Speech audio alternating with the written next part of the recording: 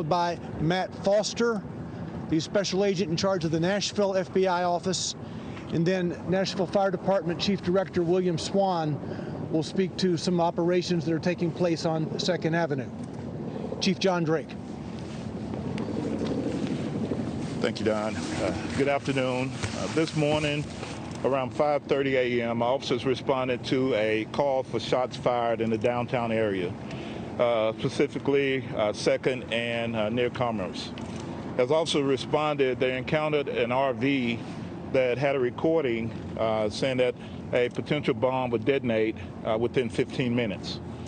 Officers, upon hearing that, decided to evacuate the buildings nearby. So they began knocking on doors, making announcements, having emergency communications, communicate with everyone to get people safe. Shortly after that, the RV exploded. We had one officer that was knocked to the ground. Another officer is fine.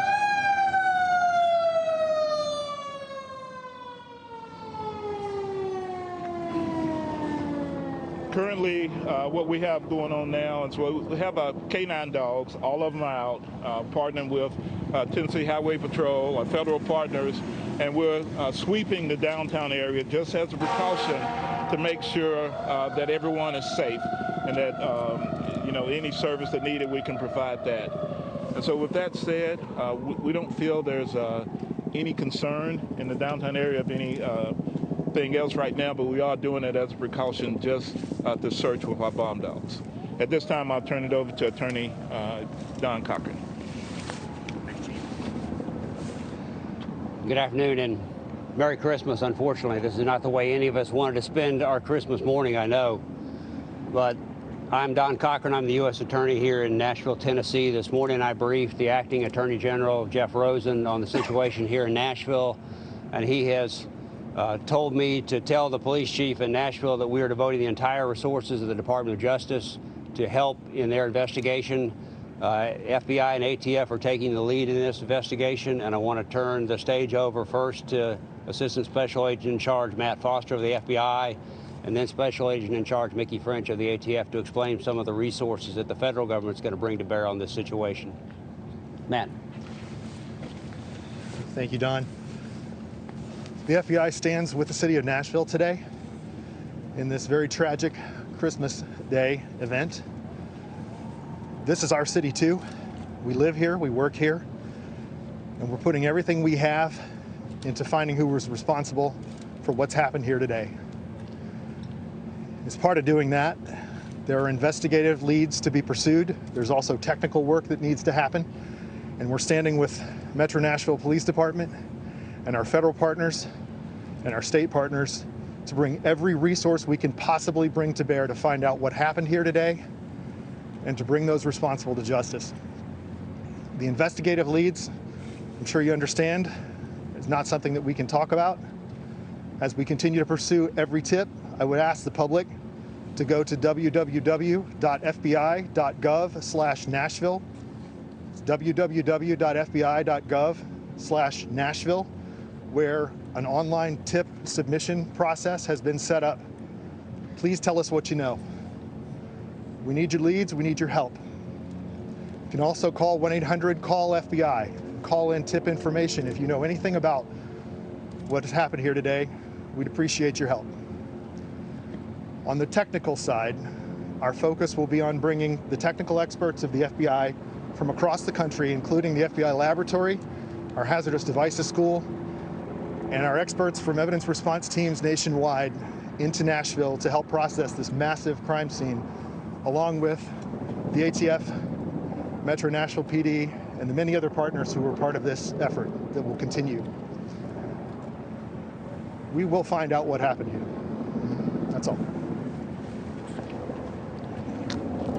Good afternoon. My name is Mickey French. I'm the Special Agent in charge for the ATF Nashville Field Division. ATF is continuing to be a critical partner with the Metro Nashville Police Department as well as our federal counterparts. ATF responded this morning with several groups and personnel from the Nashville Field Division. We've also activated our national response team That particular team is made up of specialists as well, certified explosive specialists, chemists, engineers, as well as evidence recovery, interview teams, and so forth. We'll be coordinating that with Metro Nashville Police Department as well as the FBI, and we'll put together a team that is going to collectively work this investigation to the fullest. Our main priority is obviously to keep our Nashville citizens safe and secure, and we'll work jointly with everybody here to do that. Thank you. Good afternoon. I'm going to give you just a quick update. I know Don earlier had mentioned as far as the fire department's role at EMS, we did transport 3 individuals with minor injuries. But right now, what we're doing is with our structural engineers, along with our urban search and rescue, hazmat teams, we're going into the buildings, making sure, number one, that the building is sound and ensuring that there are no other victims or anyone that are there. So a lot of moving parts. Again, my hat goes off to all the teams working together as one unit, and we'll continue to work on until the job is done. So thank you.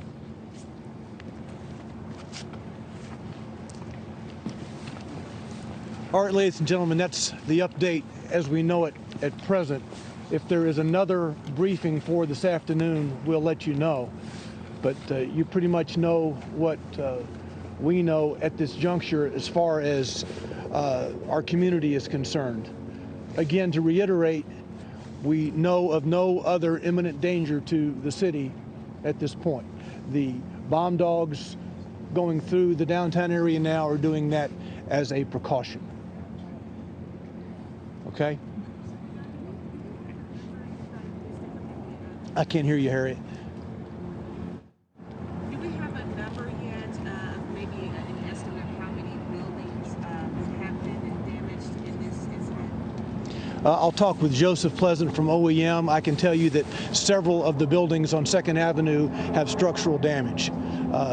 Several of them have been damaged, some more than others, but we'll get that for you. I know that, as Chief Swan said, the fire department's looking at those structural issues now to determine any more potential impact. For bottom line, Don, at this point, do you know the purpose of why this happened? As the FBI said, we will find that out. There are a number of people working right now on Christmas Day running leads throughout the city. From our police department, the FBI, ATF, answers will be forthcoming. We can't discuss those with you now or exactly what we're looking at, but answers I'm sure will be forthcoming. Don, was there a body found?